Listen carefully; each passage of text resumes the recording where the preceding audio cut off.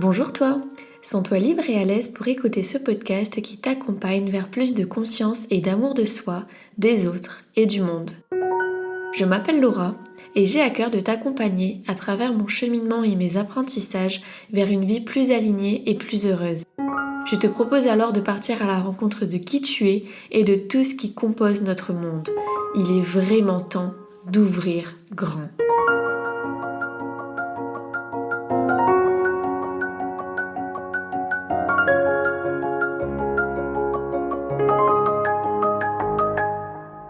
Bonjour à toutes et à tous, je suis très heureuse de vous retrouver aujourd'hui dans ce tout nouveau podcast et aujourd'hui on va parler, entre vous et moi, on va vraiment parler sérieusement.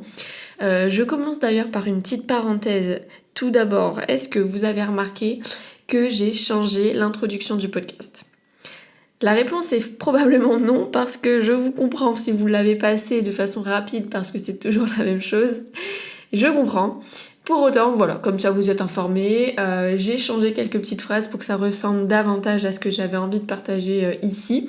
C'est très similaire à l'ancienne, mais voilà, ça correspond un petit peu plus à comment je me positionne aujourd'hui. Et j'avais envie de vous le dire, parce que je suis sûre et certaine que vous passez l'introduction. En tout cas, je sais que moi, je le fais sur les autres podcasts que j'écoute. Je profite de cette parenthèse pour également vous remercier de votre présence, de votre soutien. Ça me fait extrêmement plaisir de voir que voilà, il y a des personnes qui suivent toutes les semaines les nouveaux podcasts. Ça me fait extrêmement plaisir aussi de voir les retours, que ce soit en commentaire ou en message privé sur Instagram, de voir que ce que je vous partage, ça vous parle, ça vous plaît, ça vous sert. Moi personnellement, c'est vraiment ce qui me motive, c'est mon moteur en fait, c'est ce qui me fait prendre conscience que ce que je fais, oui ça me plaît et oui j'aime faire ça. Pour autant, derrière, il y a vraiment une utilité, une contribution pour les autres, pour vous aider, pour vous permettre de cheminer, de comprendre des choses, de devenir plus conscient, etc. etc. Et ça, franchement, ça n'a pas de prix. Vraiment, c'est ce qui me remplit le cœur de joie à chaque fois quand j'ai des retours de votre part. Donc un grand merci. Je pense que pour le début de 2024, j'avais vraiment envie de mettre un point d'honneur là-dessus, de vous remercier pour votre présence et vos écoutes régulières. Voilà, la parenthèse est fermée. Du coup, ce podcast, il va être un petit peu particulier, un petit peu différent, dans le sens où, en fait, j'étais en train de réfléchir pour faire un bilan de mon année 2023, pour faire aussi un bilan sur 2024, plutôt un bilan, une vision, comment je me positionne sur 2024, qu'est-ce que j'ai envie d'accomplir, mes stratégies, mon positionnement, etc., etc. C'est hyper important pour avoir une ligne directrice, pour savoir où je vais, ce que j'ai envie de partager, de quelle manière et tout. Et donc j'étais en train de réfléchir à des sujets, des conseils que je peux vous donner pour répondre à vos besoins, à vos problématiques les plus récurrentes, etc. Et puis en fait je me suis rendu compte que j'étais mal placée pour le faire, étant donné que je sors d'une période de doute. Et en fait, j'avais envie de vous parler du doute parce que ces derniers temps, j'ai vraiment été confrontée à ce doute, à ces remises en question perpétuelles. Est-ce que je suis assez bien ? Est-ce que ce que je partage, c'est bien ? Mais en fait, les gens, ils s'en foutent. Ce que je partage, ça n'a pas de grande valeur. On a déjà dit et redit certaines choses déjà. Il y a déjà plein de personnes sur les réseaux qui parlent de tout ça. Et de toute façon, c'est pas assez bien. Et en fait, ce cercle vicieux était assez néfaste pour moi dans le sens où je perdais petit à petit confiance en ce que je faisais, en la qualité de ce que je proposais, en la valeur de ce que je proposais.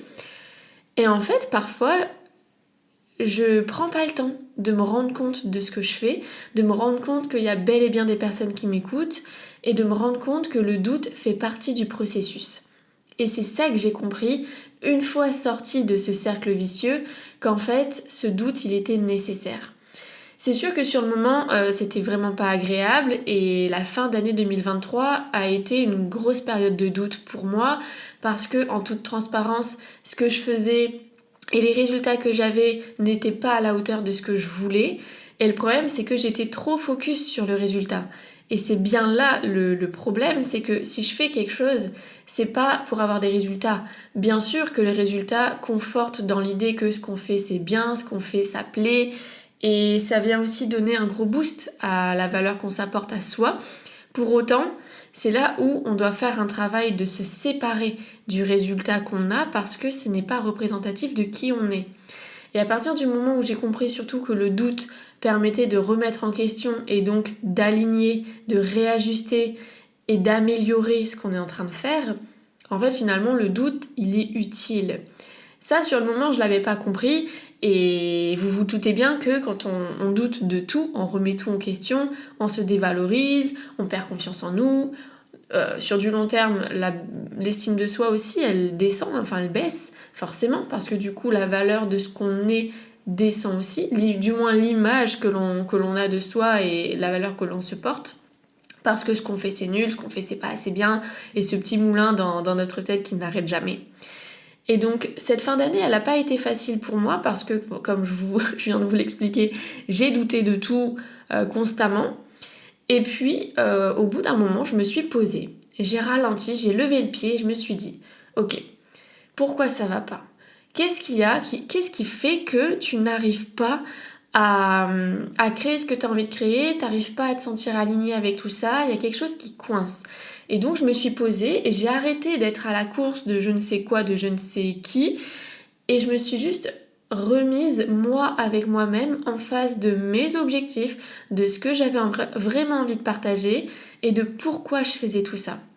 Et donc finalement, ça m'a permis de me réaligner à qui je suis, de me réaligner à ce que j'ai vraiment envie de partager, de me réaligner à mes valeurs, de me réaligner au contenu que j'avais vraiment envie de produire. Et tout ça, ça m'a permis de me recentrer en fait sur qui je suis, sur ce qui est important pour moi, sur les sujets qui me passionnent vraiment, sur la manière dont j'avais vraiment envie de transmettre. Et finalement, si j'avais pas eu cette période de doute, si j'avais pas eu cette période désagréable, vraiment très inconfortable, jamais j'aurais pris ce temps pour me poser, pour faire un point et pour me rendre compte que la trajectoire que j'avais choisie et dans laquelle j'étais n'était pas celle que je voulais vraiment et n'était pas celle qui, à la base, j'avais choisie. Et qu'en fait, j'avais dévié. J'avais pris un virage à je ne sais combien, à 90, vers ce que je veux pas parce que c'est ça qui va fonctionner. C'est ça que les gens attendent de moi. C'est ça dont les gens ont besoin. C'est ça qui fonctionne. C'est ça... Ouais, en fait, c'est ça qui... Peu importe la raison qu'il y avait derrière. Et en fait, j'étais constamment en train de regarder à l'extérieur au lieu de me centrer et de me focaliser sur ce que moi j'avais à l'intérieur. Parce que le monde n'a pas besoin d'une énième je ne sais qui. Le monde n'a pas besoin d'un plat réchauffé. Et je n'ai pas envie d'être un plat réchauffé. Et donc quand j'ai pris conscience de ça, mes doutes se sont pas forcément envolés. Par contre, j'ai pris conscience de plein de choses. Et j'ai pu me réaligner. J'ai pu réajuster ce que j'étais en train de faire. J'ai pu refaire un virage à 90 vers la vraie direction que j'avais envie de prendre. Et tout à coup, bizarrement, on n'est plus aligné à ce qu'on veut, à ce qu'on est, et le chemin sur lequel on marche est étonnamment plus agréable. Parce que forcément, quand on révèle ce qu'on a à l'intérieur de nous, quand on rayonne tout ce qu'on a à l'intérieur de nous, c'est unique, c'est authentique, parce que ça nous appartient, et il n'y en a pas deux comme nous. Et donc finalement, ce que j'ai compris, c'est qu'en fait, le doute a été nécessaire pour ce processus-là. Le doute a fait partie du processus. Et puis finalement, là, je vous parle de mon expérience par rapport aux professionnels notamment, à ce que je partage moi sur les réseaux sociaux, sur Internet, via le podcast, via Instagram. D'ailleurs, si vous me suivez toujours pas, mais qu'est-ce que vous attendez? Venez me rejoindre sur Instagram. Je suis très active et je vous partage tous les jours du contenu, que ce soit en story, en réel.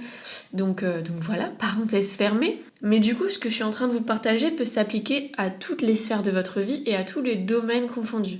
C'est-à-dire que si vous êtes inconfortable dans une situation, si vous doutez de vous, si vous avez l'impression de ne pas être à la hauteur, que c'est pas aligné à qui vous êtes, qu'il y a quelque chose qui coince, la solution c'est de se dire « Ok, comment je me sens ?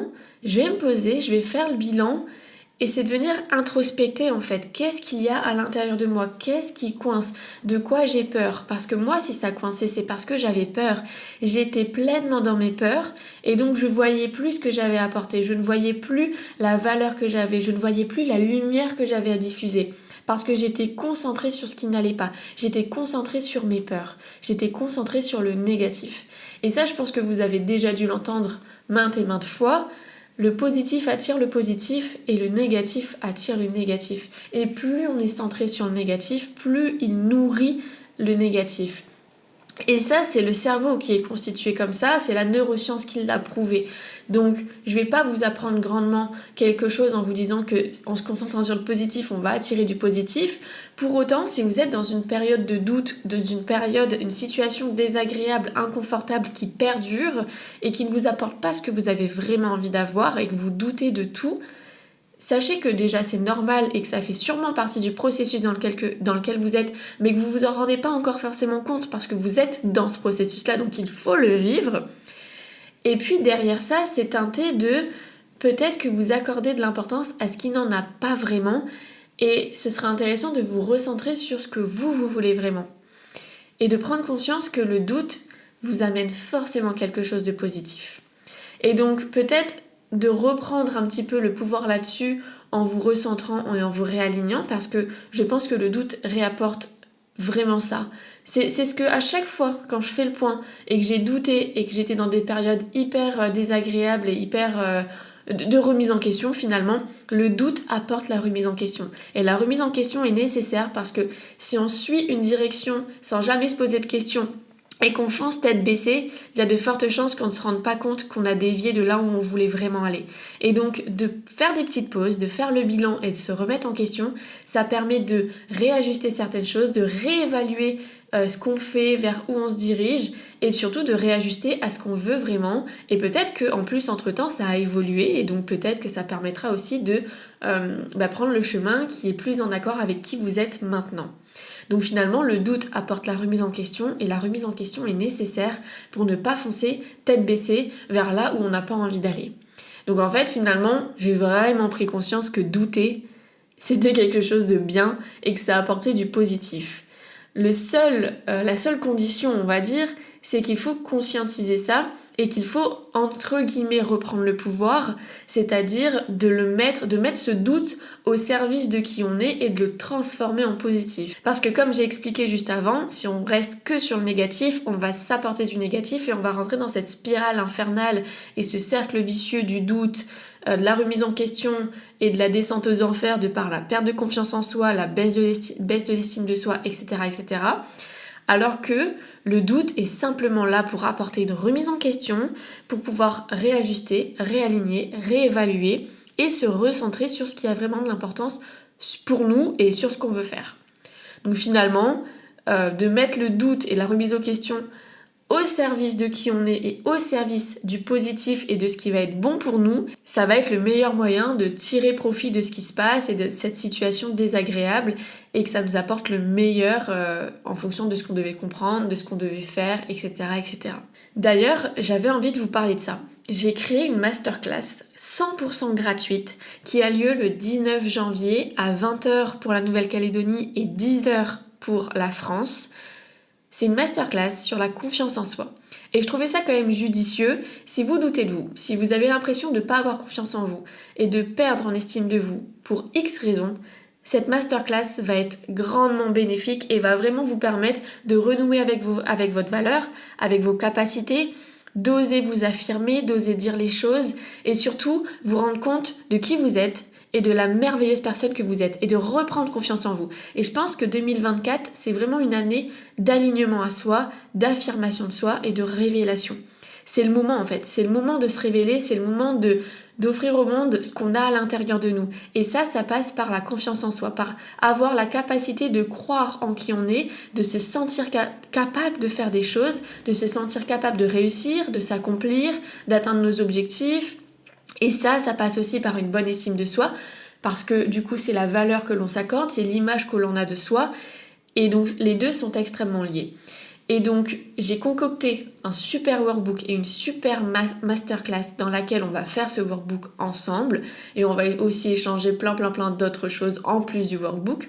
Et elle est 100% gratuite. Donc si ça t'intéresse et si t'en as marre de ne pas avoir confiance en toi et si t'as envie d'exploser et de tout déchirer en 2024, si t'as envie simplement d'avoir confiance en toi, d'avoir une bonne estime de toi et de pouvoir être cette personne sereine, confiante pour 2024, je t'invite vraiment à venir t'inscrire. Il n'y aura pas de replay, donc c'est vraiment le live et la masterclass là où il faut être et il faut être connecté pour pouvoir en bénéficier. Donc je t'invite à cliquer dans la barre d'infos sur le lien pour t'inscrire à la masterclass. Je le répète, elle est 100% gratuite, donc t'as rien à perdre, tout à gagner.